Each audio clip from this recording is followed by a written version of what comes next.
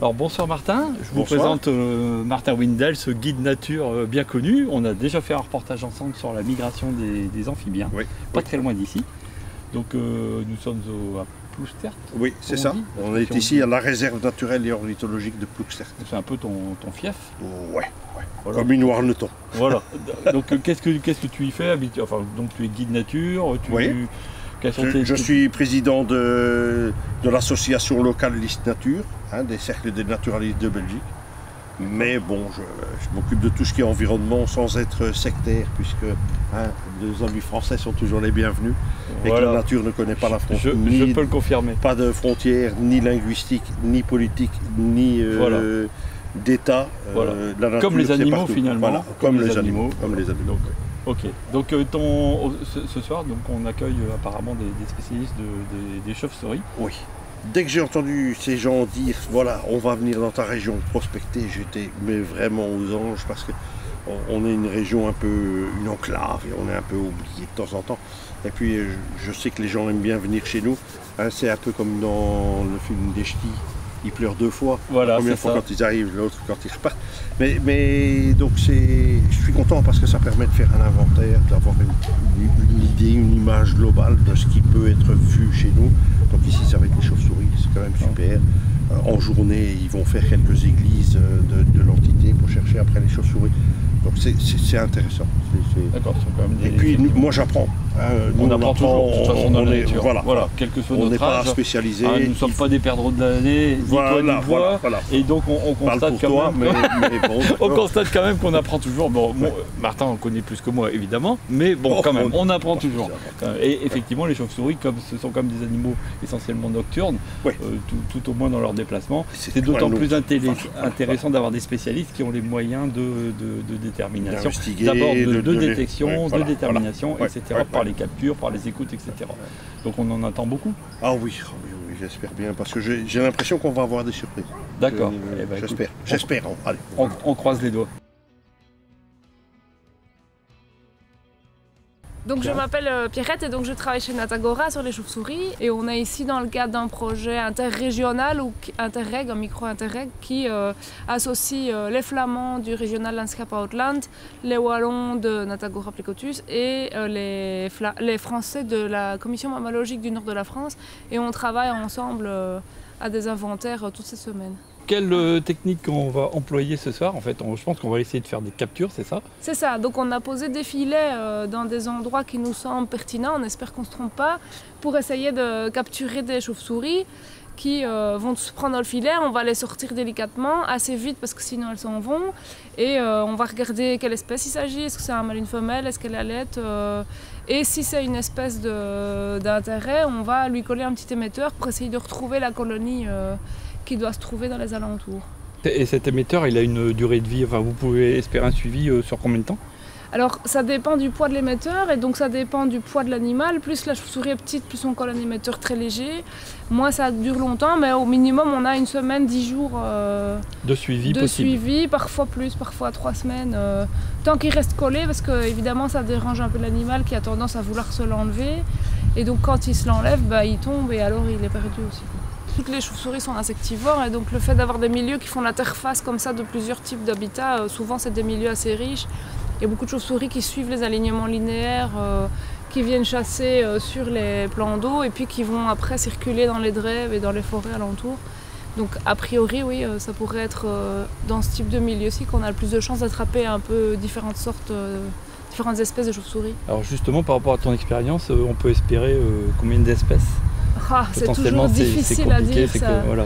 On peut avoir en tout cas certainement les espèces qui sont favorables, qui viennent chasser sur les plans d'eau, les murins de Daubenton, les murins des marais, on peut espérer. Et puis les espèces de lisière, les pipistrelles, les sérotines. Les noctules, elles chassent plus haut en général, mais on a placé un leurre plus bas, ce qui permet de les attirer. Donc on peut espérer qu'elles vont descendre, voir ce qui se passe et du coup arriver dans nos filets. On peut avoir d'autres sortes de myotis qui sont plus liés au milieu boisé, donc des plicotus aussi, des oreillards, donc ça dépend un peu. Donc au niveau Ça de la va, région, surprise. je dirais, on va dire belge au sens large et Flandre française, est-ce que tu as une idée du nombre d'espèces déjà recensées? En Belgique, on a 30. 23 espèces de chauves-souris. Par ici, on Oui. doit avoir 20-25 espèces de chauves-souris à peu près. Donc au niveau de la biologie de l'espèce, actuellement les chauves-souris sont à quel stade? Alors maintenant, c'est le moment où les femelles sont regroupées en maternité dans des gîtes bien chauds, les combles, les arbres, et où elles ont mis bas. Elles ont eu un petit chacune, maximum un, et elles allaitent. Les petits restent dans le gîte, les femelles partent chasser pendant la nuit, reviennent allaiter leurs jeunes, retournent chasser, etc. Les mâles, eux, ils sont isolés dans des gîtes alternatifs. Ils sont moins exigeants en fait. Les mâles, ils vont là où il y a à manger et puis ils se tracassent pas trop. Je n'arrive pas à comprendre, c'est que finalement le jeune reste accroché à la maman pendant la journée. Et en fait, donc le soir, c'est elle qui le décroche. Oui. Et il est capable de rester accroché lui-même seul en fait, et Tout à fait. d'attendre la maman. Oui, oui, oui. D'accord, ok. Donc le jeune reste dans le gîte. Quand il fait bien chaud, les jeunes sont éparpillés. Quand il fait un peu frais, les jeunes se rassemblent. Et quand la femelle arrive, elle le repère avec un cri bien particulier de cris sociaux. Et donc c'est assez incroyable souvent de voir, parfois il y a des colonies de quelques centaines de mamans. Et chaque maman en rentrant fait chip chip et hop, elle retrouve son bébé parmi la multitude des autres. D'accord, ça c'est assez impressionnant parce que phénoménal, oui. finalement par espèce, je suppose qu'ils ont quand même une gamme d'ondes qui est relativement semblable pour une espèce donnée. Oui, c'est Donc, pas qu'une question de fréquence, c'est une non question de d'intonation. structure du cri, quoi. D'accord. Elle l'appelle probablement par un prénom ou une manière qui diffère des autres mamans, quoi. Elle ne chasse jamais avec le jeune accroché à elle. Normalement, non. D'accord. Par contre, elle est capable de le porter si par exemple ils doivent changer de gîte. Régulièrement, il y a des espèces qui changent de gîte que quand on les y pousse, par exemple, parce qu'il y a un dérangement ou qu'il fait vraiment trop chaud ou trop froid. À ce moment-là, elles portent leurs jeunes et elles volent et elles vont ailleurs, mais chasser avec un jeune accroché, c'est pas du tout productif. D'accord. Et finalement, l'apprentissage de la chasse pour le jeune, il se fait comment dans ce cas-là? Une fois qu'il est sevré, il apprend à chasser avec sa mère en sortant. Il faut pas oublier que le bébé, il fait 30% du poids de la mère au moment où il naît.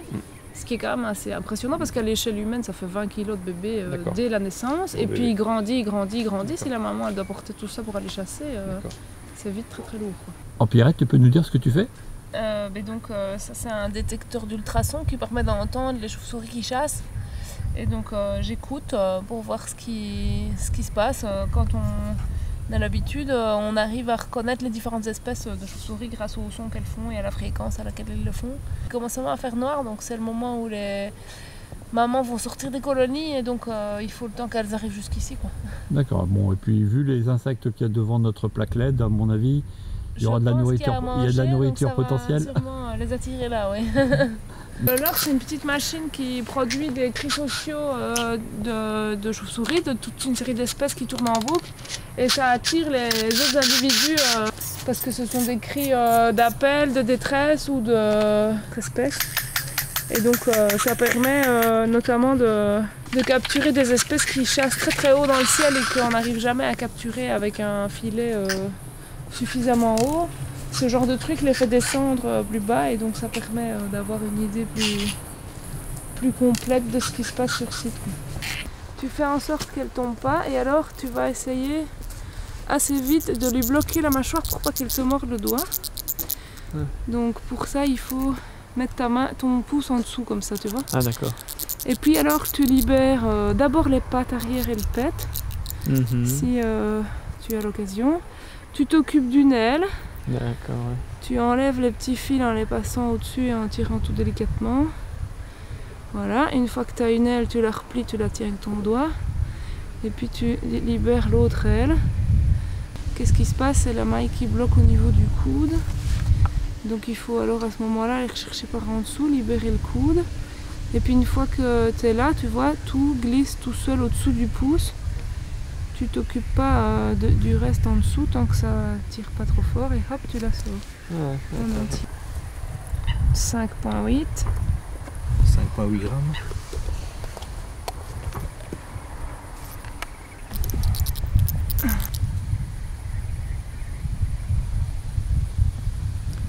« 35,23.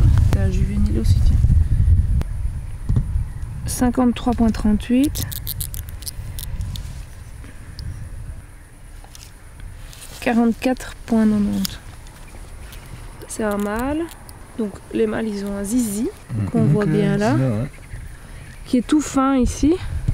Donc en fait, on est dans le groupe des murins moustaches. Par rapport aux pipistrelles, ils ont le ventre qui est nettement plus clair que le dos. Ici, il n'est pas très nettement tranché parce que c'est un juvénile et qu'il est encore gris sur le ventre, mais il va devenir beaucoup plus blanc à l'avenir. On voit bien les tragus dans ses oreilles qui sont beaucoup plus longs et beaucoup plus pointus que chez la pipistrelle qui a les tragus tout arrondis et tout courts. Et par ailleurs,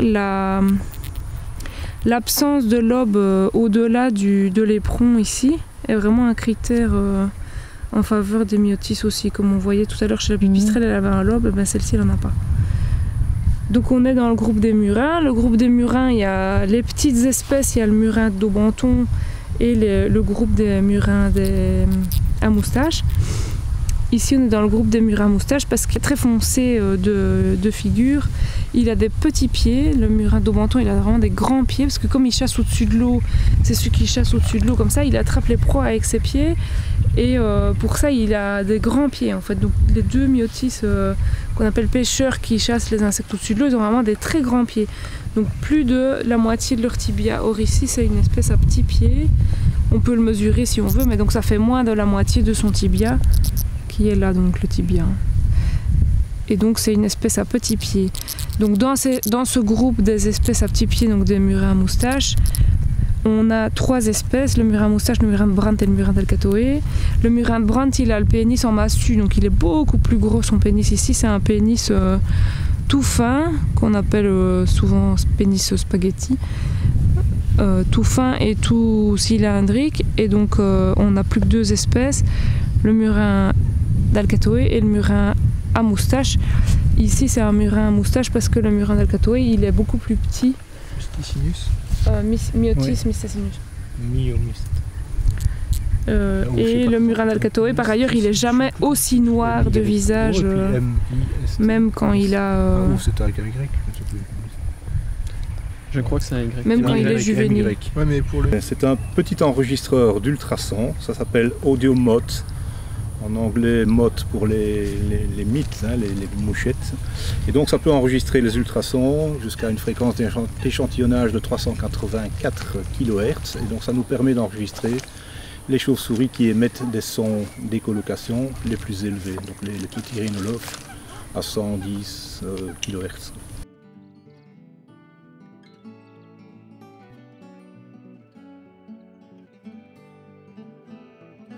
On a été rejoint par Bob van den Driesch et Mark van de Zijp. Bob qui travaille au Regional Landscape Outland et tous les deux sont actifs au Vleermuizen groupe de Natuurpunt, qui sont nos homologues flamands donc. Et on est en train de discuter d'analyse de son, donc on a fait plein d'enregistrements hier et puis après l'objectif c'est d'arriver à analyser ces choses-là et Marc est un grand spécialiste de la question.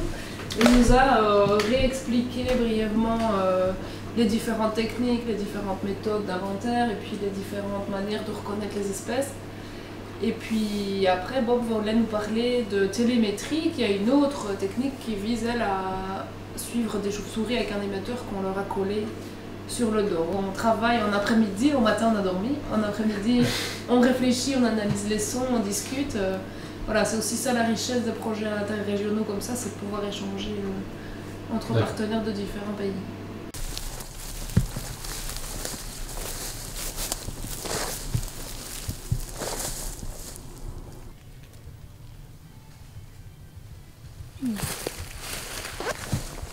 Hop, je vais prendre l'autre. On voit que c'est un oreillard, donc il a d'abord des très grandes oreilles. Il a replié parce qu'il est stressé, donc il les a repliées en bélier avec un très long tragus. On sait que c'est un oreillard roux parce qu'il a plutôt un gros nez, un tragus qui va être de couleur plutôt rousse, l'aspect général roux. Il va surtout avoir des petits poils au niveau des orteils, alors que le gris, il n'en aura pas. Ils sont trop petits.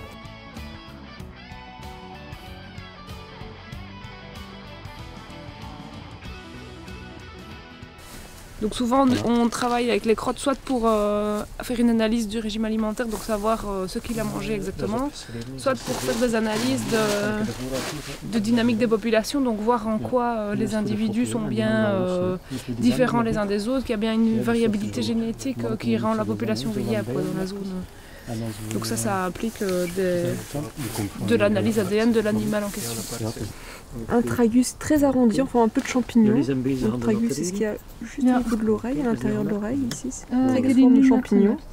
C'est une espèce qui est assez grande, des espèces qui ont une plus grande envergure, des ailes très étroites. D'accord, donc c'est une espèce rare pour la région? Oui, la noctule commune est plus commune que la noctule Lessler dans le coin. Et c'est un petit peu le but de cette soirée, c'est de trouver une noctule Lessler, une femelle allaitante, pour réussir à l'équiper. Donc pour pouvoir l'équiper d'un émetteur, j'imagine, et pour retrouver éventuellement sa colonie, c'est ça? Ouais. Mais là pour l'instant c'est pas mal, malheureusement. D'accord. Murin de Nateraire. Voilà. Une espèce forestière. D'accord.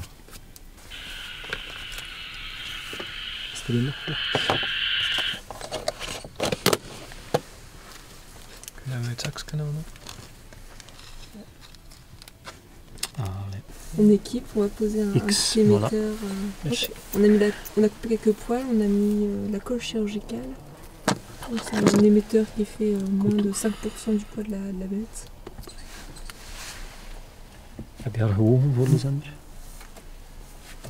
Donc, je pense qu'on équipe parce que c'est une femelle. Ouais, c'est une femelle de Myotis natereri. Ok, Myotis natereri. Donc aussi une espèce qui vit dans les arbres. Allaitante Zorgend. Allaitante. Oui. On attend un petit peu que ça sèche. Voilà. Au plus près, ça serait à combien de distance? Disons, probablement pas beaucoup plus de, disons, 2 ou 3 km, mais ça peut être 5, 10, 15 au maximum. Ben, okay.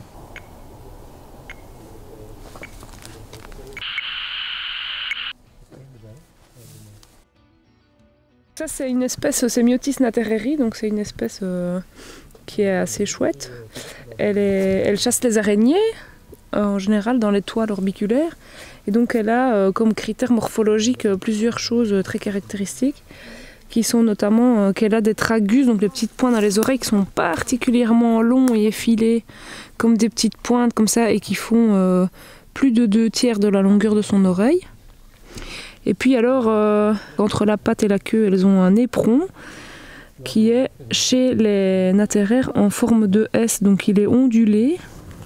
Et alors en plus, et ça c'est tout à fait caractéristique du murin de nateraire, elle a au niveau du bord de la membrane de la queue toute une série de petits poils sensitifs recourbés, tout drus comme ça, qu'on voit particulièrement bien ici. On les voit très très bien, ces petits poils qui sont toute une frange de poils drus au bord de l'uropatagium, donc de la peau entre la queue et les pattes arrière. Et d'ailleurs, c'est ça qui lui vaut son nom néerlandais de fragnestart, qui veut dire start c'est la queue et fragne c'est la frange, la queue frangée. Et ces poils sensitifs lui servent probablement à sentir des choses au moment des captures. Voilà, donc c'est vraiment une espèce qui gîte dans les arbres en général et qui chasse beaucoup en milieu forestier. Salut!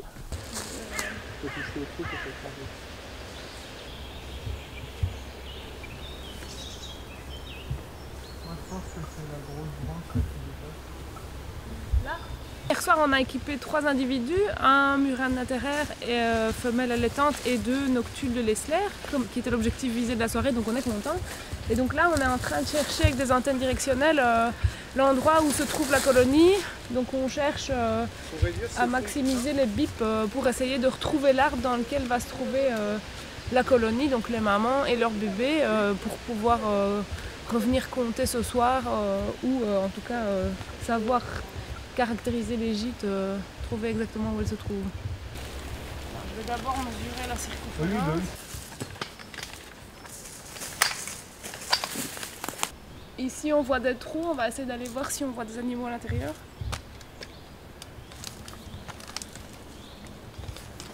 Attention tes doigts.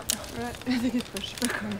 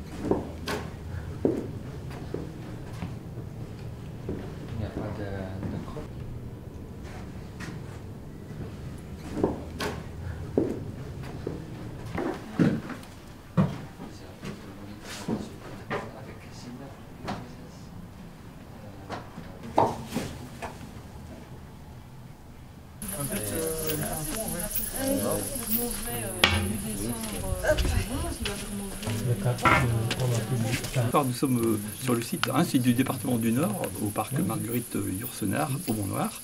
Et nous sommes en compagnie de la CMNF, qui correspond en fait à la coordination mammalogique du nord de la France, avec Vincent Coé et Simon Dutilleul, qui sont deux spécialistes des chauves-souris, donc dans la poursuite du programme Interreg de cette semaine, qui, je le rappelle, nous a permis de faire des sorties avec des Wallons, des Flamands, et cette fois-ci des Français. Et on est tous là réunis ce soir pour tenter donc quelques captures sur ce site très boisé, et probablement très riche en chiroptères. Je ne sais pas ce que vous en pensez. Oui, effectivement, c'est l'idée, Serge, ce soir, de voir un peu quel est le potentiel du secteur, quelles sont les espèces qu'on va pouvoir rencontrer. Il y a des zones humides, il y a des boisements, des prairies, donc on espère qu'il y ait différents cortèges d'espèces. Donc il y aura capture. Est-ce qu'on va mettre des émetteurs sur certaines espèces Les amis belges ont pris des émetteurs. Ils sont équipés. Hein. On est juste à la frontière. Et donc il y a une espèce qu'on vise, qui s'appelle la noctule de l'Eisler, sur laquelle ils ont déjà travaillé cette semaine. Oui. Et si jamais on attrape ce soir une femelle noctule de l'Eisler qui est allaitante, il est fort possible que nos amis belges, là, les équipent. Donc noctule de l'Eisler. Non. Non. C'est de pipistrelle. Bon, on va commencer doucement. Hein. Sexe mâle, je suppose que c'est comme ça qu'on doit écrire. Donc ici, l'âge, c'est adulte. Donc on regarde si c'est des adultes ou si c'est des juvéniles en regardant l'hypophyse des phalanges, donc l'endroit où les phalanges sont liées, enfin où ça plie quoi. Chez les adultes, on voit un os et puis une petite bouboule et puis un autre os qu'on voit bien ici ou là. Donc c'est ossifié quoi, la croissance est terminée et donc c'est l'articulation qui fait cette petite boule. Chez les juvéniles, on en aura peut-être tout à l'heure, c'est beaucoup plus diffus, l'épaississement est beaucoup plus diffus et puis ça se rétrécit de manière très régulière. Et au milieu, on voit des zones très nettement translucides qui sont les cartilages de croissance qui ne sont pas encore terminés. Ossifiés.